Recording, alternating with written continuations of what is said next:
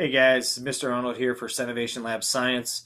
For those of you who are trying to put a name to the face, I am one of four teachers here for science, as science is a little bit different than all the other subjects in Synnovation Lab due to the fact that the content material is so different as you move from science investigations, which is an introductory kind of a physical science class, to biology, then to chemistry, possibly physics. Each one of those courses requires a content specific kind of teacher. So we actually have four different teachers right now. Mr. Houston does the accelerated chemistry for us. Mrs. Quinones does the accelerated biology for us. Myself, I will focus on academic biology and academic chemistry with science seminar. And then Mr. Langdon does the science investigations and um, the academic physics class for us. So we are a little bit different. And because we are different, there's oftentimes those questions of how are your courses designed and how, what is the philosophy behind science and Synnovation Lab. And with that in mind, we really do try to flow seamlessly as you move from one course to the next course to the next course. Mr. Houston and Mrs. Quinones both will be pushing out videos that are a little bit more specific for the accelerated level, just to give you an idea of how those courses are going to be run. But for the academic levels in the Synnovation Lab, we really try to design these units so that they all flow seamlessly.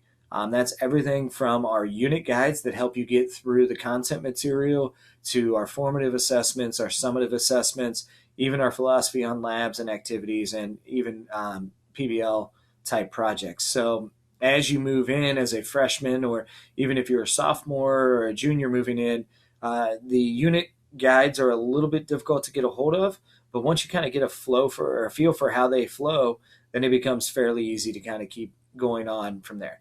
And when I talk about the unit guides, is basically each unit is set up so that there is a hyperlinked Google document that has all of the traditional learning that you would have gotten in the classroom. So when you spend a day doing notes, well, all of the notes are already preloaded for you, so you can go and take your own notes when you want to. When you would watch videos in class and have a discussion on that, those videos are now loaded. Any of the practice activities or the homework worksheets or any of the things that you would have gotten in a traditional class, we've taken all of that and kind of preloaded it onto a document where you have access for the entire unit right there. And then as you move from that unit, you move to the next unit, and it just repeats itself. And then when you're done with science investigations, you move on to biology. It's still the same setup, different content, but still the same setup. So really our philosophy was to try to make science as seamless as possible, moving through the variety of different content materials that are available here at Sycamore and at the Synnovation Lab. With that being said, what are some things that you can expect in regards to kind of a daily look or weekly look in Synnovation Lab science? And for us, what you can expect is a 1 to 2 days of a small group class meeting. And we're scheduling right now. Hopefully the schedule works out for us. But essentially where you would kind of meet and report and have a little bit more of a traditional class. We are hoping to use those times as times for labs and activities that we haven't had available to us in the past. And then the other 3 days would be your time to work at your own pace. And when we talk about your own pace, what we're talking about is going out and getting kind of the concrete factual information that most of science is built upon. And then the other 2 days with the teachers is where we kind of elaborate, expand upon that content information. So Mondays, Wednesdays, Fridays would be kind of your days to kind of get through what you feel like you need to get through. If you want to move faster, you can. If you want to move a little bit slower, that's fine. But it also, remember there are going to be target dates that each one of these units have to be done by. What we've found out in the past is not having these target dates allowed kids to kind of slip a little bit behind.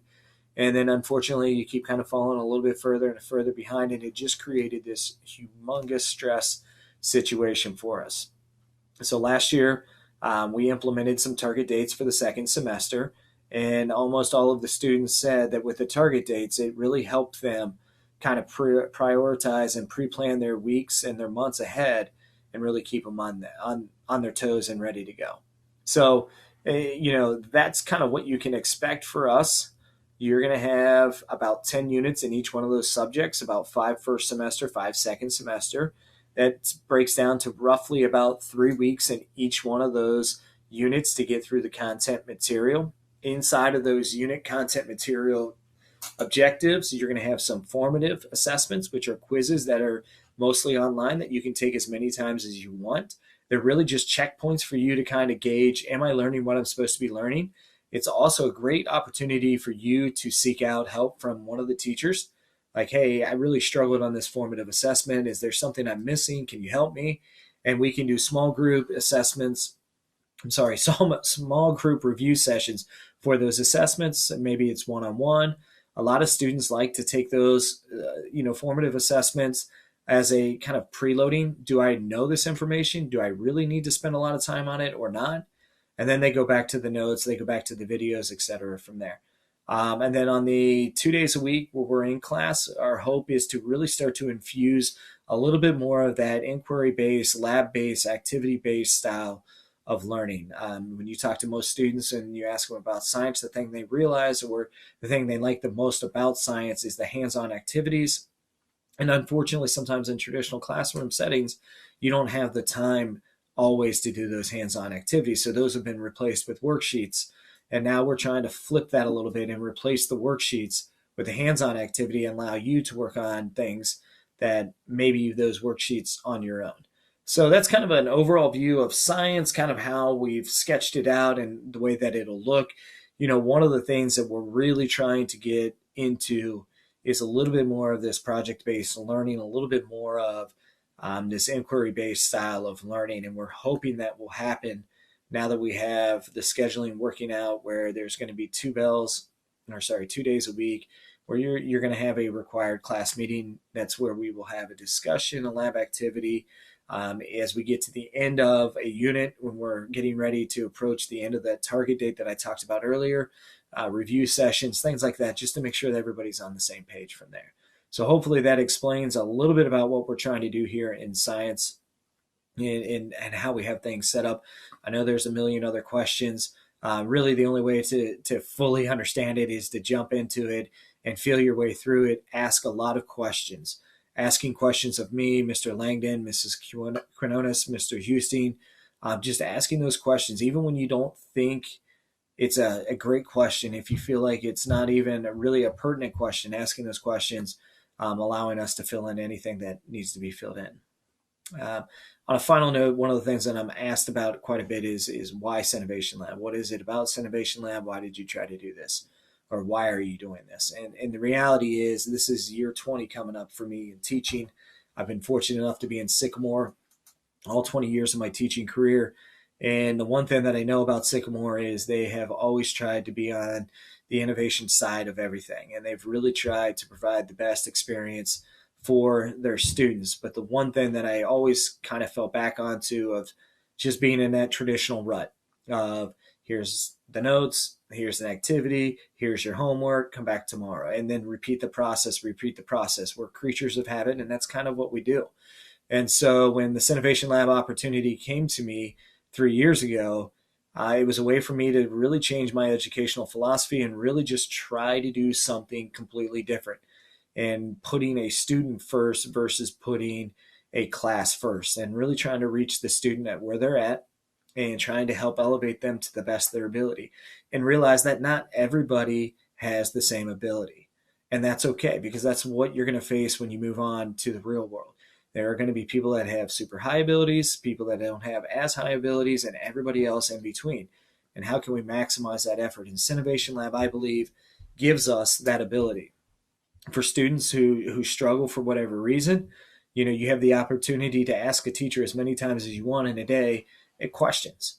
And for students who have, exceeded their abilities, they keep running and running and running. And that's just an awesome thing to be a part of and an awesome thing to be around. So, my kind of why for Synnovation Lab is it really has given a lot of the power back to the student and allowed me as a teacher to be more of a tool for the student versus actually being the implementer of what the student has to know.